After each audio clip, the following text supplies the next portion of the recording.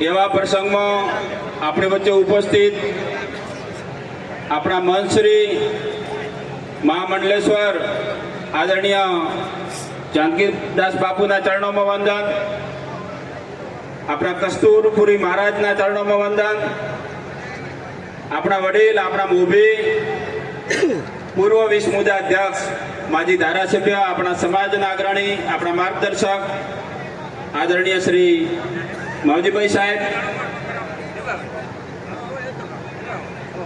જગતા કાકાના પનોતા પુત્ર સંઘના ચેરમેન આદરણીય શ્રી જીવરાજબા, બંને જિલ્લા પંચાયતના સભ્ય ભાઈ શ્રી મદનલાલજી, ભાઈ શ્રી ભીખાભાઈ, આપણા એડવોકેટ ભાઈ શ્રી દલાભાઈ, ઓરોલના સરપંચ આદરણીય જોગાજી, ધનરાજભાઈ, ઉખાભાઈ, સૌ મંચસ્થ ઉપપ્રમુખ શ્રી ધીરજભાઈ, સૌ મંચસ્થ આગેવાનશ્રીઓ, સમાજની ધોળી તલી અને યુવાન દોસ્તો, સૌ પ્રથમ તો જેના થકી આજે આપણે મળ્યા છો એવા એક પવિત્ર પ્રસંગ તહેવાર જે ઉપસ્થિત કરીને આપણને બોલાવ્યા છે એવા કુકલ પરિવારને વંદન કરું છું અને સમાજની પરંપરામાં આપણને સૌને નોંધ્યા છે તો એ પરિવારનો કાયમી પ્રગતિ થાય એવી મા ભગવતીને પ્રાર્થના કરું છું. આપણે સૌ સાથે મળ્યા છીએ ત્યારે હમણાં સરપંચોની પણ ચૂંટણી ચાલતી હશે.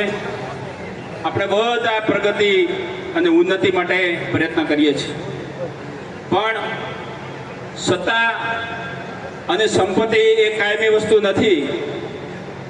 એવું કહેવાય છે કે યુરોપનો રાજા હતો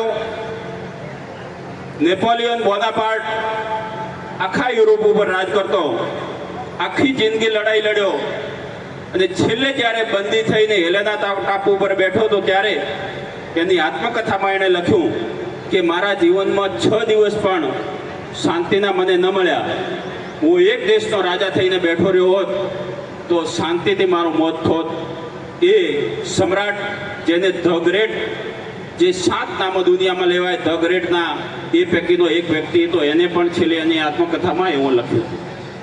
બીજો તમને ખબર હશે, તમે વારંવાર સાંભળ્યો હશે, એલેક્ઝાન્ડર સિકંદર એ અડધી દુનિયા જીત્યો હતો, ભારત પણ એને જીત્યું હતું, પણ 32 વર્ષની ઉંમરે જ્યારે એને મોત આપ્યું ત્યારે કોઈ પણ જડીબુટી એના કામ ના આવી અને છેલ્લે એ મરવાનો હતો ત્યારે એણે કીધું હતું કે મારી જ્યારે નનામી કાઢો ત્યારે 2 હાથ ખુલ્લા રાખજો, જેનાથી દુનિયાને ખબર પડે કે આ દુનિયામાં જ્યારે આપણે આવીએ છીએ ત્યારે ખુલ્લા હાથે આવીએ છીએ અને જઈએ છીએ ત્યારે પણ ખુલ્લા હાથે જઈએ છીએ. આ અહીંયા મૂકીને જવાનું છે. ગમે એટલો આપણે મારું તારું કરીએ પણ જે આ દુનિયામાં પ્રેમ અને લાગણી અને નામના જે રહે છે એ કાયમી રહે છે. સત્તા અને સંપત્તિ કોઈની થતી નથી ને થઈ નથી. આપણે ગાંધીજી આપણા રાષ્ટ્રપિતા છે, એમને ક્યારેય સત્તાનો મોહ નહોતો, ક્યારેય સંપત્તિનો મોહ નહોતો, આખી જિંદગી જીવ્યા. આજે દુનિયાનો કોઈ એવો દેશ નથી કે જ્યાં ગાંધીજીનો પુતળો ન હોય. દુનિયાના દેશમાં કોઈ પણ એવું પાઠ્યપુસ્તક નથી જ્યાં ગાંધીજીનું પ્રકરણ ભણાવવામાં ના આવતું હોય.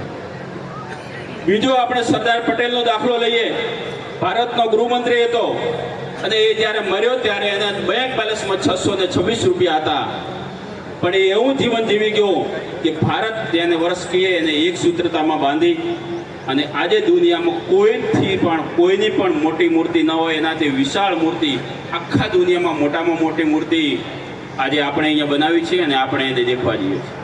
મિત્રો, મારે કહેવાનો મતલબ એમ છે કે આપણે જો જીવનમાં જીવવું હોય તો જેમ ગુરુ મહારાજે કીધું છે, સંતોએ